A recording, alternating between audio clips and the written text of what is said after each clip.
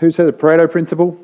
Just to be clear, it doesn't mean 80-20. Everyone calls it as 80-20. It means a disparity in percentage. It could be 90-10. So I look at that in business and people go, oh yeah, the 80-20 principle, that 20% of businesses are really good. And it's like, no, they're not.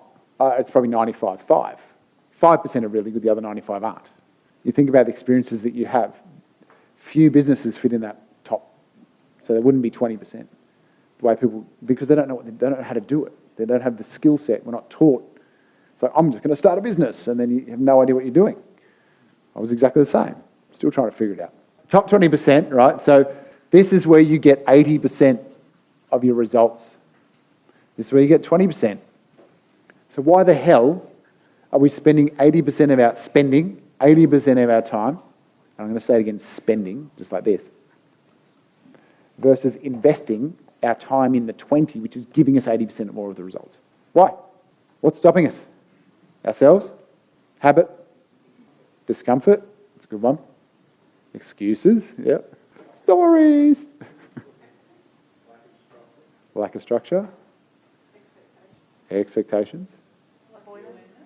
Lack of awareness? Lots of things, right? These are all the handbrakes. Remember, we're the handbrake and the accelerator. The more the handbrake is up, when you put the accelerator down, you spin in a circle, burning through energy, making smoke and noise, and don't go anywhere. Got to get the handbrake down. I'm talking about old school, not these new cars where you don't even have to touch anything and it comes on and off. I'm talking about where you can actually do like a around the corner. Not that I've ever done that.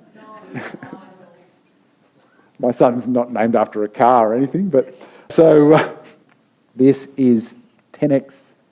This is 2x. Where the hell do you want to play? Who wants to play here? Who wants to keep playing here? Anyone? If you do, there's the door. Wrong place. Who wants to play here? Right? Who's committed to doing that, literally to change this over the next quarter, to move yourself from here to here, from the 1 million to the 5 million? You don't have to know how, but who's actually committed to figuring it out in the next 90 days? Show of hands. Show of hands. Excellent. Because someone else has done it before, haven't they? This is the beauty of none of you having businesses that are unique. And I say that in a positive way, is that business is a system, and it doesn't matter whether you do security or stone or, electrical, plumbing, helicopters, cranes. It doesn't bloody matter. The system is the same. And if we know how to master the system, we can plug any business into it. That's why I've got businesses in all different industries, because it's not about the industry. I just hire people that know what's going on in that industry. Because whatever, I don't need to know. I know enough to get myself in trouble, and I hire them to get myself out of trouble. That's about it. But we don't need to. You can buy a business doing anything. It doesn't matter. Because as long as the system, you understand the system of business, you'll be able to grow. Because the other thing too is if you want to 10x your profit, say from $1 million with $200,000 profit, if you want to 10x that, who says you have to do it in your current business? We seem to have this assumption that, okay, I'm driving this car, I'm not allowed to get out. I just got to keep driving this shit box to try and get it to this place. What if I got out of this shit box into a Aston Martin that's brand new? How much faster is it going to get me there? Right? It doesn't have to be that vehicle. And there's many business owners that I've worked with that have actually changed the vehicle, and it's allowed them to move forward. Because sometimes the vehicle isn't serving us, or it's going to take too bloody long, or it requires perhaps too higher level skill of people in that business to be able to execute. And they're hard to get. And when you do get them, they then go and start their own business, something like super duper, high level skilled and very rare. That can be a problem to scale. And let's say there's 100 things we do each day, and we're doing the 80 here are giving us 80 little hits of dopamine. Yeah, ooh, tick that off. I tick that box. I shuffled those papers. Tick, tick, tick, tick. Right? That's what's happening. We're getting dopamine hits. I put the laundry away. Tick, little dopamine hit. What do they say to make your bed in the morning? What does that do? It gives you a dopamine hit to start the day. Right? Because you've completed something. It's hardwiring. achievement.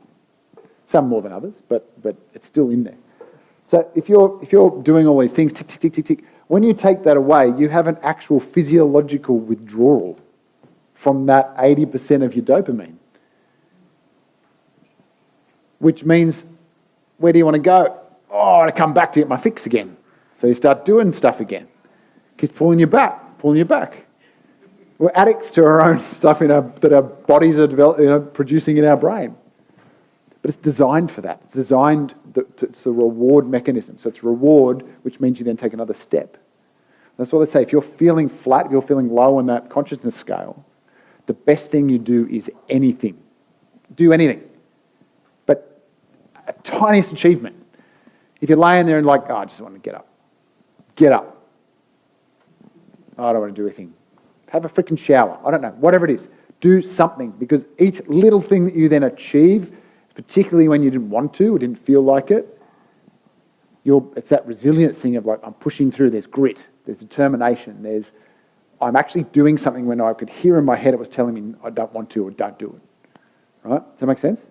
So you get these little hits, and those hits build on each other. And then you start getting momentum. Then you start to get back out of that slump. But likewise, in this 80%, we've got to move the dopamine up into here. We've got to get that same level of dopamine from here. And when I sold off part of my businesses that I had in Sydney, and I went from 80 to 100 hours a week down to about 25, I was literally clicking send and receive on my Outlook. Because I was getting 400 to 500 emails a day, and suddenly that went down to 100. And I'm like, who am I? I don't know what I'm doing now, because all I did was problem solve all day as like a firefighter, putting fires out. And suddenly I had all this space, and I was bored, but I was also, what's my identity? Who am I? My identity was attached to what I was doing, not who I was. So it gave that next 3 months was challenging, but it got me to reset where my dopamine was coming from, and it became more impactful, and it was more supportive of that. And dopamine is used by our brain to embed memories, right, as well. It helps to embed memories. So if we believe something we're striving for or learning will help us move towards our goal, or that it will improve our life in some way, that's when, you've probably heard the term neuroplasticity, that's when that happens. It's a change in your brain. It's a change in the physiology in your brain. It's rewiring, remapping. It's actually changing it. It's not just, oh, I just thought something different. No, it's actually changing it. So your pathways are different. If you don't believe it, but you do it, then no neuroplasticity will happen. You'll just do it and then probably not do it again because there's no change. You're going to revert back to the habitual patterns that we have in our thought process, in our mind. And it's not just psychological, it's physiological. I want you to be honest here. Who spends of our time and attention every day more than 10 minutes on social media? Put your hand up. 20? 30? 40? 50? 60? Okay, cool. That's not as bad. Somehow the average is 3.5 hours a day. Who the frick is doing that if that's the average? Imagine how some people must be 10 hours a day doing this. Ooh, dopamine. Ooh, dopamine. Ooh, dopamine. Ooh, dopamine. Ooh, why am I addicted to this? Ooh. Poker machine. Poker machine. Ding, ding, ding, ding, ding, ding. What is all that doing? Releasing dopamine to control you. Have you seen a 15-year-old playing a video game? I'm kind of jealous of the video games now because when I was 15 they sucked. But I was still addicted to them, right? Like Donkey Kong, yeah. The flip screen. And I try and play it again because I don't have another game. And so there's all these games with, and Aston's like, oh, I'm playing with these guys in freaking America and we just beat these dudes, blah, blah, blah. And I'm like, okay, that's just, still blows my mind. But he's so into it, right? But it's all dopamine stuff. It's all based on dopamine. He has win, win, win, then he has a loss, loss, loss, right? And he goes, oh, and he gets back on, had a couple of wins again. So then he has a loss, loss, and there's a win again. I can see him just doing this, doing this, doing this. And it's all dopamine, right? It's controlling the system. It's designed for that. You know, things like Candy Crush or those, games on the thing. Who's experienced that? Like you see it on social media. You get on there, I just want to check my messages. And then 20 minutes later, you're still on there because it pulls you in.